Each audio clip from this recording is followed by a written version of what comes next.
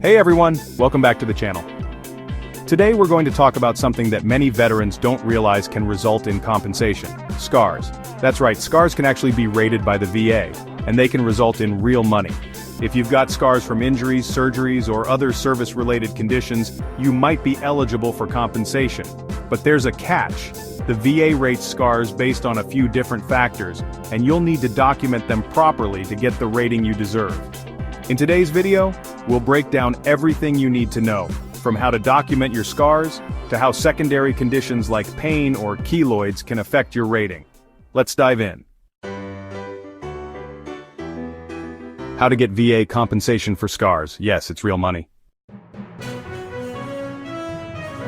Now, when most people think of scars, they probably don't think of them as something that can lead to a VA disability claim. But scars are rated by the VA, and the amount of compensation you can get depends on factors like appearance, size, pain, and whether the scar limits your function. The important thing is understanding how the VA rates scars, and how you can document them properly to get the rating you deserve. The VA uses several different criteria when rating scars, and each one can affect the rating you get. Here's a breakdown of how scars are rated. Appearance. Scars that are noticeable and have a significant cosmetic impact can be rated higher. This includes scars that are large, disfiguring, or located in visible areas. Size. The size of the scar is important. Scars that are larger in size are rated higher. Pain. Scars that are painful or cause discomfort can also be rated for compensation. Limitation of function. If a scar affects your ability to move or use a part of your body, it can be rated based on the limitation of function. For example, a scar on your arm that makes it difficult to move your arm can be rated for the loss of function it causes. So, as you can see, there are multiple factors at play when it comes to getting rated for scars, and each one could increase your compensation. Let's break each of these down in more detail, so you know exactly how to document them and prove your case. One of the most important steps in proving your scar claim is properly documenting the scar. The VA will want to see clear evidence of the scar, so it's essential to take good photographs and provide specific measurements. Here are some tips for documenting your scars. Photographs. Take clear, high-quality photos of the scar from different angles, including close-ups. Make sure the lighting is good and the scar is clearly visible. Measurements. Measure the scar's size, both in length and width. This will help demonstrate the severity of the scar. Description. Write down a description of the scar, including when it occurred, how it happened, and any symptoms you're experiencing, like pain or numbness. Be as detailed as possible. Documenting scars with photos, measurements, and descriptions is essential, but there's more you can do to strengthen your claim, especially if you have pain or limitation of function. Pain is one of the most important factors in getting a higher rating for your scars. If your scar is painful, whether it's constantly sore or tender to the touch, you can document that as part of your claim. The VA will rate scars with pain differently from those without pain, so it's essential to clearly describe how the scar affects you. Be specific about the pain. Does it hurt when you touch the scar? Is it painful when you move the body part near the scar, like your knee or shoulder? Does the pain get worse over time or with certain activities? The more detailed you are, the better. Another critical factor in getting rated for scars is the limitation of function. If your scar limits your ability to move a body part or perform a function, the VA will consider that when rating your disability.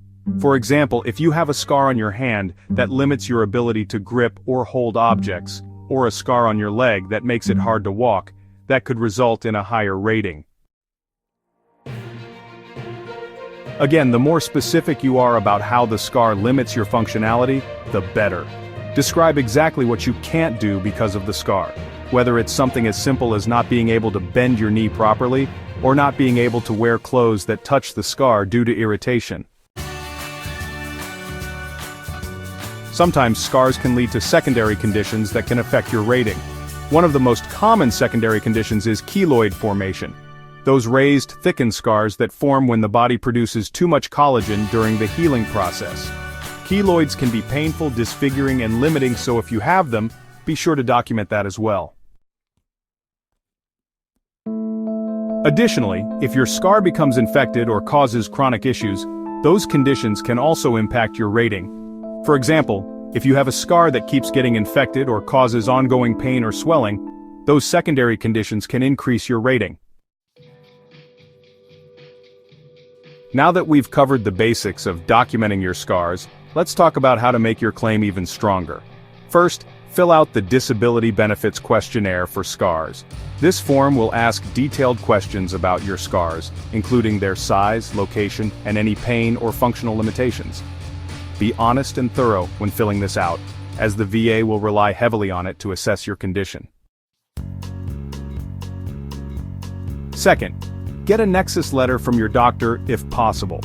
A nexus letter is a document where your doctor explains how your scars are related to your service, whether that's from a combat injury, surgery, or another service-related incident. A good nexus letter can make all the difference in getting your scars rated properly. There are a few common mistakes that can hurt your claim for scars. One is poor documentation. If your photos aren't clear or your measurements aren't accurate, the VA might not rate your scar as highly as it should be. Another mistake is not documenting secondary conditions like pain, infection, or keloids. These can increase your rating, so make sure to include them in your claim. Lastly, don't downplay the impact your scars have on your life. Even if the scar seems small, if it's causing pain or limiting your ability to function, that's important to mention.